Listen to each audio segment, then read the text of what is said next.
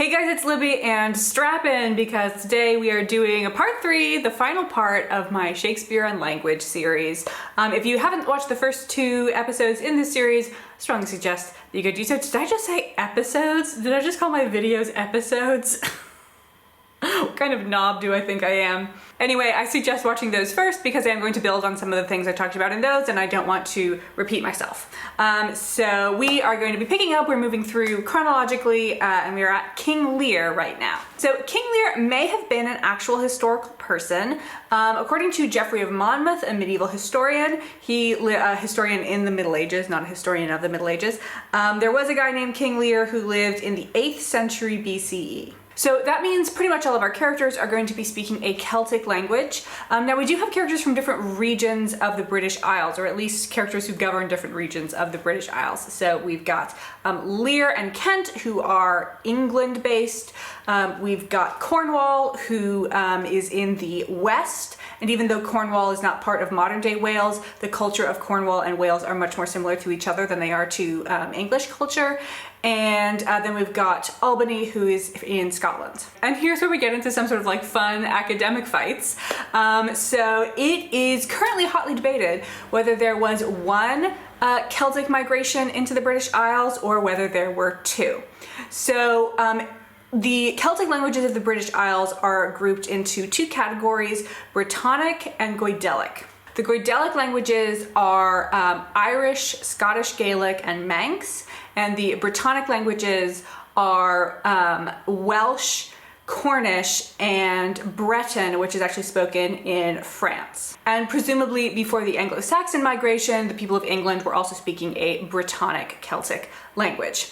Now, interestingly, the Goidelic Celtic languages actually have more in common with Celtiberian languages, so that's the Celtic languages that were spoken in Spain and Portugal, than they have with the Brittonic Celtic languages.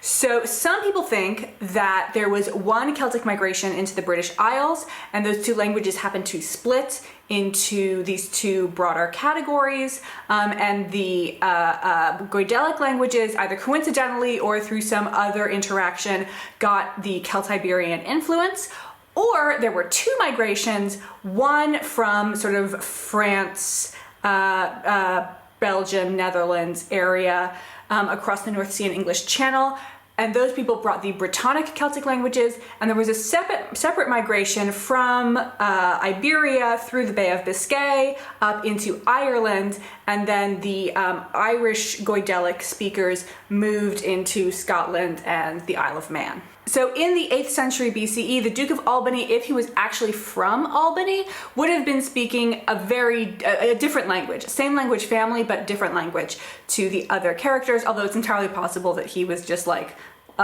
he's not indigenous to the region of Albany. We've also got the characters of the King of France and the Duke of Burgundy. France and Burgundy were not places in the 8th century BCE. Those regions would have also been speaking some sort of Celtic something, probably. Then we've got Timon of Athens. This one is pretty straightforward because Timon of Athens was a real person, so I don't have to do any research for when this could possibly be taking place. He obviously lived in Athens, and he lived in the 5th century BCE. So he is speaking Attic Greek, which is the language of Plato and Xenophon and Aristotle. Next up is Macbeth, another real person. He was the king of the Scots from 1040 to 1057 CE. So he would have been speaking Middle Irish, which is the parent language of both modern Irish and Scottish Gaelic. So he's speaking in a time before the split between those 2 languages. Then we've got Antony and Cleopatra, so some more real people. This is set in Rome and in Egypt. So you might expect we would be hearing Egyptian, but I actually highly doubt that. So the language of Egypt in the 1st century BCE was still based on ancient Egyptian. At this point, they were using the Demotic script, for those of you who are into your different Egyptian scripts. But Cleopatra would not have been speaking much Egyptian. So Egypt became part of the Ptolemaic Empire. Well, actually, it briefly became part of the empire of Alexander the Great. When Alexander the Great died, his empire got split up, and Egypt went to the Ptolemy family. Ptolemy is the first name of a bunch of the dudes, it's not their last name, and they spoke Koine Greek. For most of the Ptolemaic dynasty, the Ptolemies didn't seem very interested in Egyptian culture or learning the Egyptian language. We actually think Cleopatra, who was the last Ptolemaic monarch, was the first one of them to actually learn to speak Egyptian. So she would be able to speak Egyptian. It's not clear how many people in her court could speak Egyptian, and it's very unlikely that Mark Antony would have been able to speak Egyptian, but he would have been able to speak Koine Greek, which would have been Cleopatra's native language. For Mark Antony and the rest of the Romans, their native language is Latin, and I actually think it would be really interesting to see a production that plays into the differences between the Greek and Latin languages. Latin is normally read, I mean, obviously anyone can read any language with whatever sort of tone they want, but Latin is normally a little bit harsher, and Greek is a little bit more melodious. And I think it would be really interesting to get that additional language contrast in addition to all of the other contrasts we have between Rome and Egypt in this play. Oh, I did want to explain what Koine Greek is. So this is a different dialect of ancient Greek than the Attic Greek that Pericles would have been speaking. If you go take an ancient Greek class today, you're going to be learning either Attic or Koine. There are several other dialects like Doric, Aeolian. Some people list Homeric as its own dialect. That's basically just like the language that the Iliad and Odyssey are written in. Attic, as I said, is the dialect of Plato, Aristotle, and Xenophon. So we have a lot of texts in Attic. Attic is also probably the most difficult Greek dialect that we have a major literary corpus from. So they kind of assume that like once you've mastered Attic, switching to the other dialects won't be that hard. So Greece, of course, before Alexander the Great, was a group of city-states. So not one unified country, so they've got their own versions of Greek that they're speaking. Once you get the unification of Greek, the dialects kind of sort of merge. Koine is maybe closest to Attic, but it's gotten like most of the difficult elements knocked off, so I don't think there's any dual in Koine. So in English, we have two numbers, singular and plural. You can't grammatically indicate that something is a different number of things, but Attic does have the dual, so you can grammatically indicate whether something is one thing, two things, or more than two things. So Koine has dropped some of the more difficult, and fans of Attic would say the more expressive elements of the Attic dialect, and Koine is also the language that the New Testament is written in. So if you are taking a Greek class to learn to be able to read the Bible, you're going to be learning Koine. And Koine is the Greek word for common, so it's the common tongue of Greek. Okay guys, then we have Pericles, which is kind of the one that broke me. So this is one of Shakespeare's romances. It's extremely peripatetic, meaning we like wander all around different places in the Mediterranean. So we got lots of different locations, and I have no idea what time period this is set in. So let's start with our locations. So in the region of the Levant, we have the settings Tyre. I don't think we actually ever go to Tyre, but Pericles is from Tyre. And then we start off in Antioch. In Asia Minor, modern day Turkey, we've got Mytilene, which is an island, Ephesus, and Tarsus. I think these places are all in the west, so they may have a more Greek-oriented culture. And then in Cyrenaica, or modern day Libya, we've got Pentapolis. In the early 3rd century BCE, Pentapolis was annexed by Ptolemy Soter, so that's a Ptolemy, one of the ancestors of Cleopatra, and it became part of Egypt, which means that Pentapolis, when Egypt was annexed by the Roman Empire or conquered, let's not get into that one right now, Pentapolis became part of the Roman Empire. Now, we do have another character who's from a completely different time and place in this play, and that is John Gower, who is the narrator of Shakespeare's Pericles. So John Gower wrote the story that Shakespeare used as his main source, which is Confessio Amatis, and he wrote that in Middle English. John Gower is a medieval English poet. So our narrator speaks Middle English, but John Gower did not invent the story of Pericles. boy did I go down a rabbit hole. So Gower based his tale on Venatius Fortunatus's Carmina, which is based on Xenophon of Ephesus, not the Xenophon I've been talking about so far, his Ephesian tale, which was written in the 3rd century CE. Now, I personally think it is unlikely that the story of Pericles is set in the 3rd century CE. One, because I think there'd just be a lot more Christians around. And also, all of these places, I believe, were part of the Roman Empire in the 3rd century. And that does not appear to be a thing. There is no Roman Empire in the play. So I have no idea when this play is supposed to be set. Sometime before the Roman annexation of Egypt. Maybe we're in a Hellenistic period, because like it would be easier if everyone speaks the same language, although they still wouldn't speak the same language in Pentapolis. But at least in the Levantine and Turkish regions, everyone's can speak Koine. Probably, we do also have some lower class characters. This play broke me, you guys. I don't know the answers. So let's move on to an easier one, which is Coriolanus. So another real person. Coriolanus lived in Rome in the 5th century BCE, so he is speaking Latin, although a much earlier version of Latin than most of Latin literature is from. And the Volscian characters would have been speaking their own language, which is Volscian. These are both Italic languages, so they are sort of cousin languages.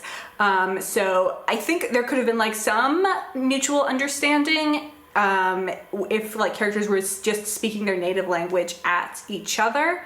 Although I do think it could add a really interesting additional layer to Act 4, Scene 5, where Coriolanus goes and offers his services to Aufidius to see which one of them sort of drops their own native language first. This is something that I didn't bring up in my Coriolanus video, but I kind of wish I had because it's juicy. So in Act 4, Scene 5, we first see Coriolanus talking to some servants, Volscian servants, and they are addressing him as you, which is the formal. When Aufidius enters, before he even knows who Coriolanus is, he immediately addresses him as thou, which is the informal. And then Aufidius and Coriolanus have a long scene where they are both addressing each other as thou.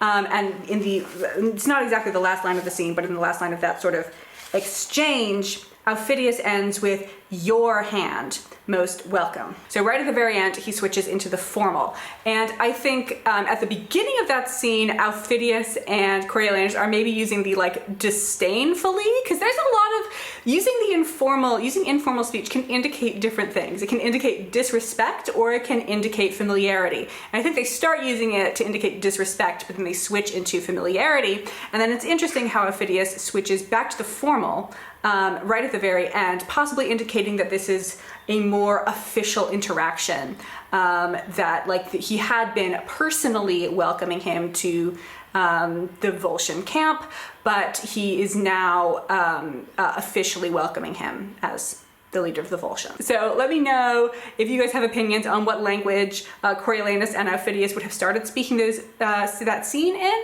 And if they switch, when do you think they switch? Next up is The Winter's Tale, which is another romance, so you know we're in for an actual mess. Now, one key element to the dating, which I don't think can actually be done, but that doesn't mean I'm not going to try, is that they get a message from the Oracle of Delphi in this play, which means it has to be pre-4th century CE, because that's when we ended Oracle of Delphi doing the oracling. I think we also have to be pre-242 BCE, which is when Sicily was annexed by Rome, because, what is his name?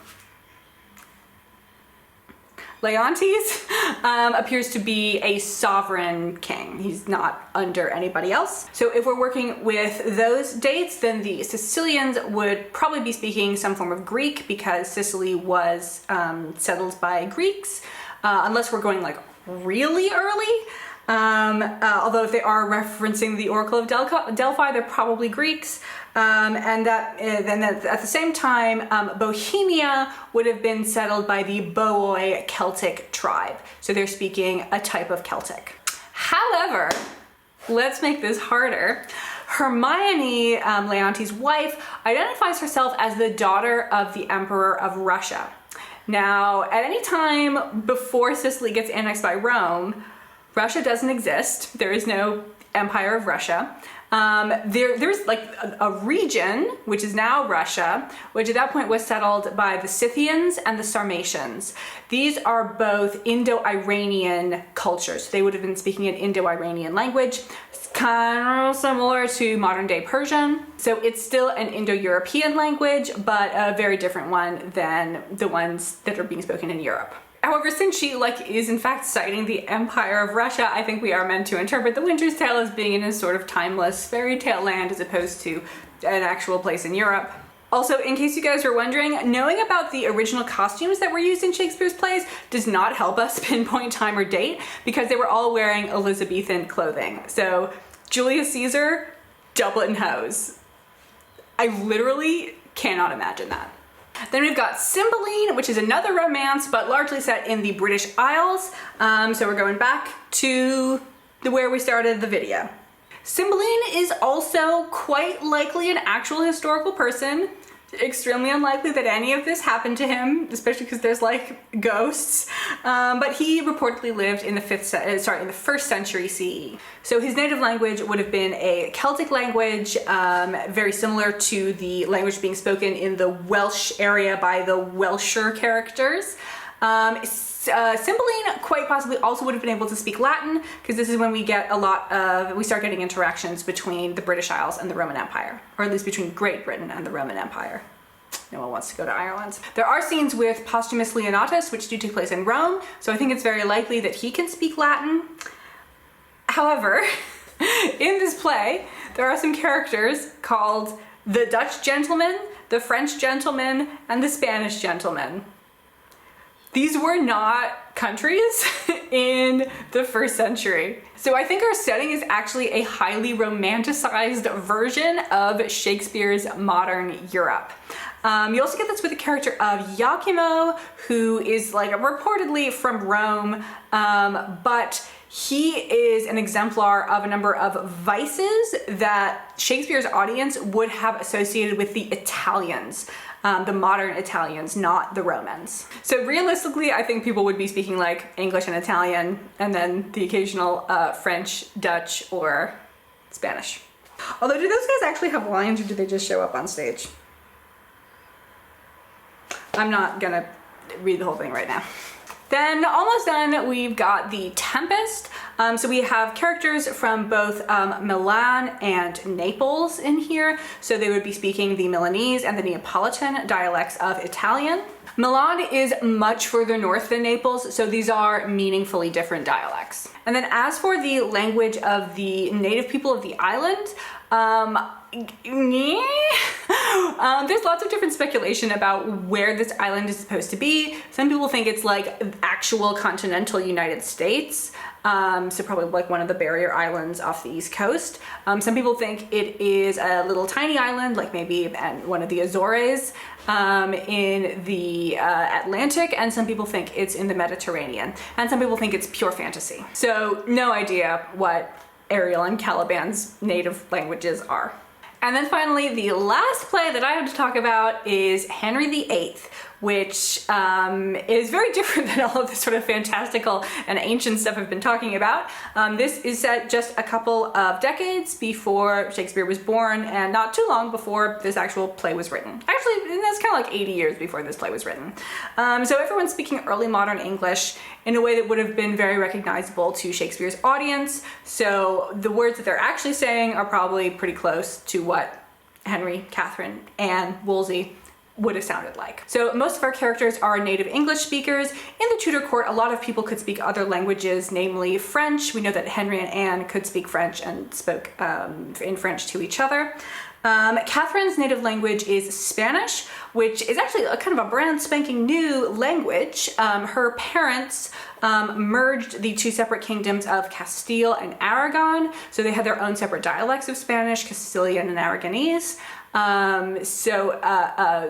Castilian was kind of the more dominant culture in this union, so Catherine's Spanish is still very much a Castilian type of Spanish, but it is called Spanish now because we have an actual country of Spain. And then a couple minor characters, Cardinal Campeggio, real person who was from Milan, so he would be speaking Milanese as his native language, although presumably he's speaking in English when he is talking to the English characters. And also Capuchus is a Savoyard, so he's from Savoy in southern France, so his native language would be Languedoc. And that wraps it up for all of my extremely hypothetical musings about what Shakespeare's characters would have actually sounded like if Shakespeare had written them in their native languages. I hope you all have enjoyed, and I will see you later. The next Bard Book Club video is going to be Romeo and Juliet, so if you have somehow not ever managed to read that play, I would do so in the next couple of weeks.